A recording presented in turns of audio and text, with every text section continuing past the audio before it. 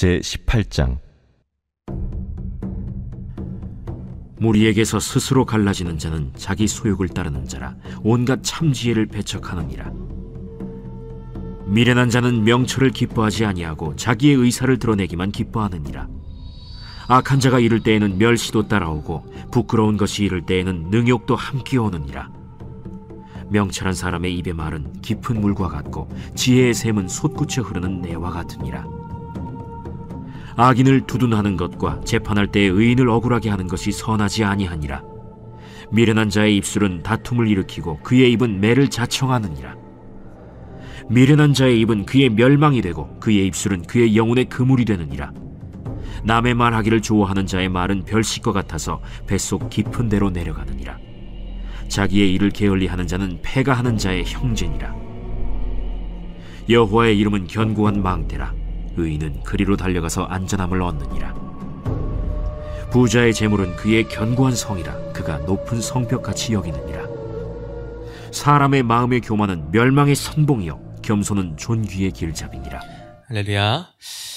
우리 예수 그리스도가 견고한 반석이 되시는 줄 믿습니다. 우리의 삶의 유일한 구원자시요 참 요새 망대가 되시는 줄 믿습니다. 그 놀라운 삶이 우리 가운데 열려져 있는 줄을 믿습니다. 그 말씀 가운데에 그것이 실제가 되어 오늘 우리의 삶을 이끌어가며 우리를 세워주실 줄을 믿습니다. 잠언서 지혜 말씀을 함께 계속 보고 계십니다. 오늘 함께 읽은 18장의 이 말씀은 지혜의 말씀을 말하는 가운데 있어서 한 개인의 것을 말하기보다는 이제 공동체와 그 무리의 것에 대해서 알려주고 있습니다. 공동체를 향한 말씀이다라고 생각하시면 좋을 것 같습니다. 그래서 오늘 말씀의 시작이 이렇게 시작합니다. 무리라고 하며 시작을 하죠. 무리를 향해서 알려주고 있는 지혜의 말씀입니다. 무리에게서 스스로 갈라지는 자는 자기 소욕을 따르는 자라. 온갖 참지혜를 배척하느니라 라고 시작을 합니다. 우리는 개인이 있는 반면에 또한 공동체가 있습니다. 우리 이 모임이 바로 이 공동체의 모임이다라는 것이죠. 우리가 살아감에 있어서 개개인의 삶도 너무나 중요하지만은 우리는 주님 안에서 그리스도인 안에서의 무리의 삶이 또한 너무나 중요합니다. 개인의 신앙만이 중요한 것이 아니라 공동체의 신앙이 함께 가는 것, 이것이 너무나 귀하고 아름다운 것이다 라고 하는 것입니다. 우리가 주님을 믿으면서 나 개인만의 신앙만을 고집을 하고 그것만을 고수하려고 한다라는 것은 어딘가 잘못된, 한쪽으로 치우쳐져 버려 있는 잘못된 것입니다. 태도가 바르지 않은 것이다 라는 것이죠. 나홀로 신앙이라는 것은 어찌 보면 존재하지 않는 단어일 수 있겠습니다. 나홀로라는 말 뒤에 신앙이다라는 것은 어울리지 않는 표현이 된다라는 것입니다. 이것은 자기의 고집이라고 할 수가 있고 잘못된 자신의 종교라고 할 수가 있을 것입니다. 성경 어디를 봐도 나홀로 신앙은 기록을 하고 있지는 않습니다.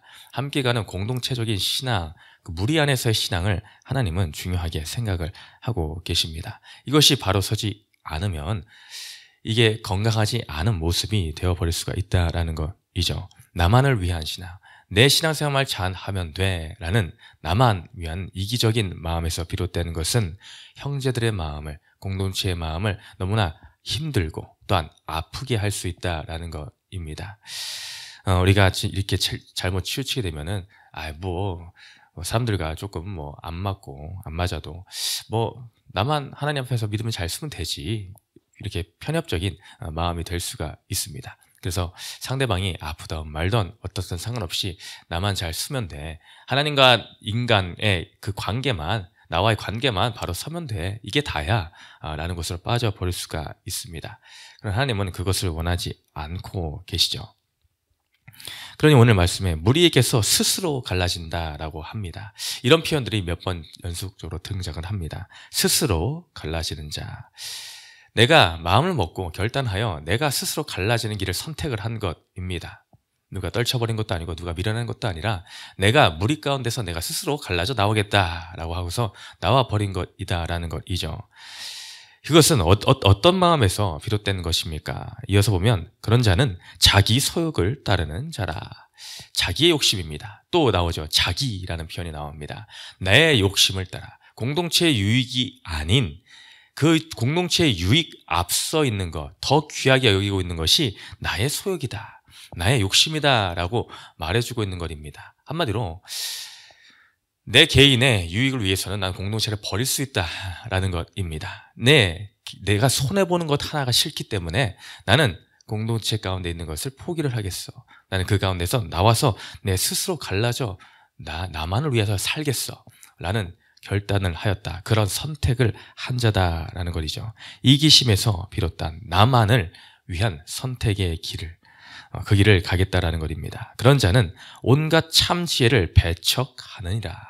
온갖 참 지혜를 배척을 한다. 이것은 바로 하나님의 원리, 하나님의 방식을 밀어낸다. 그것을 배척해버린다라는 말과 다를 바 없습니다. 왜입니까? 바로 하나님의 원리는 이와 같지 않기 때문입니다. 자기 소욕을 따르는 것, 스스로 갈라져 나오는 것, 이기적인 마음, 배타적인 마음, 이런 것은 하나님의 근본적인 마음의 방식, 원리와 상반된 거기 때문에 이것은 참지혜를 배척한다. 참지혜 대신 우리 하나님, 그 마음을, 말씀을 배척하는 것과 다름없다라는 것을 알려주고 있습니다. 전혀 반대되는 것이죠. 하나님의 뜻은 함께 하는 것입니다. 하나님의 마음은 더불어 하는 것입니다. 반면 사탄의 마음은 무엇입니까? 따로입니다. 분리와 분열, 다툼과 분쟁, 당을 짓고 갈라지는 것, 이것이 바로 사탄이 하는 짓입니다. 우리 하나님이 어떻습니까? 우리 하나님의 방법은 어떻게 보면 이 더불어 함께 한다는 것은 참으로 비효율적일 수가 있습니다. 어리석어 보일 수가 있습니다. 세상 사람들의 입장에서는 그럴 수가 있다는 것이죠. 왜 네가 그렇게 손해를 보냐? 네 유익을 따라 살아야지. 너만 생각해, 너만. 이라고 우리를 향해서 속삭일 수가 있습니다. 물론 나 자신을 잘 챙기는 건 너무나 중요합니다. 근데 그것이 이기적으로 끝나서는 안 됩니다. 내가 건강해야 되지만 우리 공동체도 건강해야 된다는 것을 우리는 생각을 해야 됩니다. 하나님이 이기적인 마음을 두시고 더불어 사는 것을 생각지 않으셨다면 우리의 존재 자체가 성립이 될 수가 없습니다. 지금 우리가 이렇게 지금 예배하고 함께 봉사하고 또 헌신하고 이런 것 자체가 아예 말이 안 됩니다. 왜냐? 하나님이 스스로 하시면 가장 간단하기 때문입니다. 이 세상에 되어져 가는 것을 보십시오. 또 우리의 사역들을 보십시오. 공동체 안에서, 교회 안에서 봉사하는 것들을 보십시오. 하나님이 볼 때 너무나 답답할 것 같지 않습니까? 네, 제가 하나님이라면 답답할 것 같습니다. 근데 참 답답할 것 같다라고 표현했는데 이건 참 인간적인 마음에서의 표현인 것 같습니다. 이 또한 하나님의 마음, 하나님이 하시면은 더 수월하게 할 수 있을 것 같지 않습니까? 뭐 이렇게 힘들게 나 같은 부족하고 연약한 자를 끌어서 하나님의 일에 함께 동참하게끔 해가지고 이 사역을 이렇게 어렵게 하고 계시나? 하나님의 전능하신 분이라고 안 했나? 전능하신 하나님께서 일을 처리하시면은 지금보다 훨씬 쉽게 가고도 남을 텐데 왜 굳이 나 같은 자를 선택해서 또한 연약해 보이는 지체 누군가를 선택을 해서 왜 그렇게까지 힘들게 함께 가려 하시는가? 그것은 하나님의 마음이 일에 성과에 있는 것이 아니기 때문입니다. 일에 되어지는 것에 있지 않기 때문입니다. 우리는 착각을 할 때가 있습니다. 이 일이 수월하게 더 가기 위해서는 쟤를 조금 제껴야 돼. 쟤를 좀 빼고 해야 돼. 쟤는 조금 필요하지가 않아. 사회에서도 일반적인 우리의 시스템이 그렇지 않습니까? 쟤는 비효율적이야. 쟤는 능률이 없어. 그러니 쟤는 과감하게 잘라버려. 이게 사회적인 방법입니다. 근데 그것이 사탄의 그런 방법들이 우리의 삶 가운데도 그대로 있지는 않습니까? 우리의 마음 가운데도 있지 않습니까? 하나님은 그것을 원하지 않습니다. 하나님은 그런 자를 함께 가자라고 하십니다. 일어나 함께 가자라고 하시는 것이 하나님의 마음인 줄을 믿습니다. 우리도 그 마음이 부어져야 됩니다. 그런 나를 향한 긍휼의 모습이 우리 지체를 향해서도 내 주위에 있는 이웃을 향해 가족을 향해서도 부어져야 된다라는 것이죠. 이것이 바로 타자를 향한 이해와 배려이며 존중과 사랑과 예의이다라는 것입니다. 우리 하나님께서 사람을 창조하실 때에 또한 모든 만물을 창조하실 때에 먼저 아담을 창조하시고 그 후에 어떻게 말씀하셨습니까? 사람이 혼자 있는 것이 좋지 아니하다라고 하고 그의 파트너이자 배우자인 하와를 창조해 주셨습니다. 이것이 공동체의 시작입니다. 우리 이 땅 가운데서의 시작이죠. 시작하는 모습을 부부의 모습으로 만들어 주셨고 더 나아가 그것이 가정이 되게 하셨으며 더 나아가 교회가 되게 하셨습니다. 왜 그렇게 하나님이 점점점 이 공동체의 확장을 하게끔 하셨는가? 이것을 통하여 하나님의 마음이 부어지고 하나님의 사랑의 마음이 나타나기 때문입니다. 우리 하나님이 창조를 하실 때에 어떻게 하셨습니까? 어떤 말씀을 하셨습니까? 우리가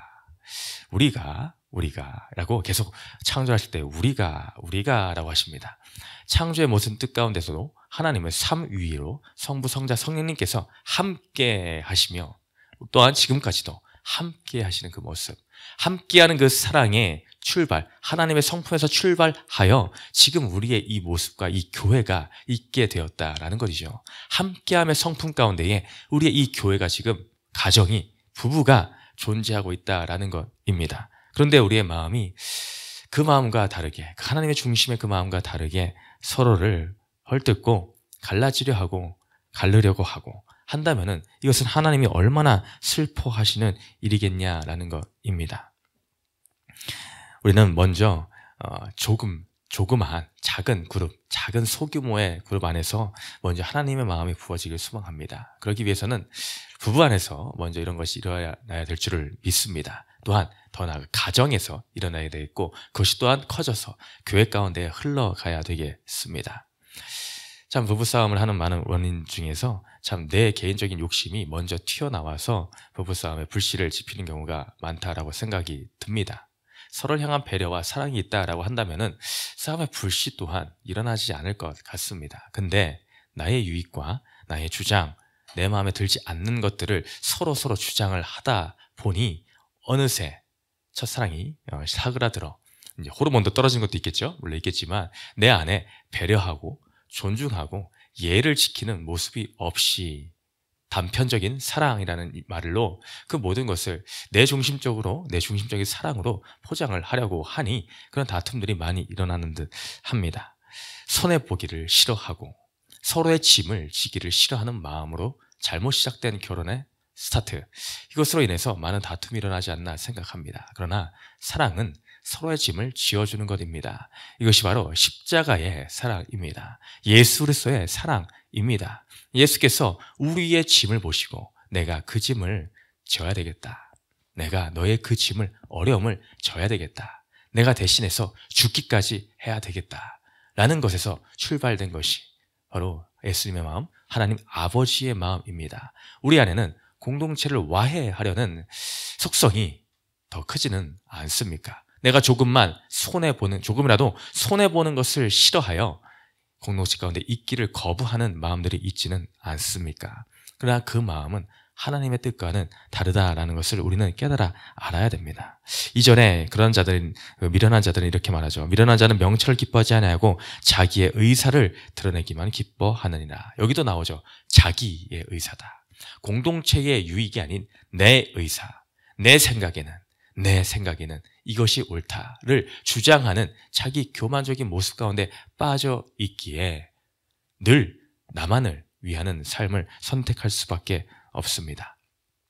그런 자의 결국이 어떻게 나오는가? 10절 이하에 나옵니다. 여호와의 이름은 견고한 망대라 의인은 그리로 달려가서 안전함을 얻느니라. 부자의 재물은 그의 견고한 성이라 그가 높은 성벽같이 여기느니라.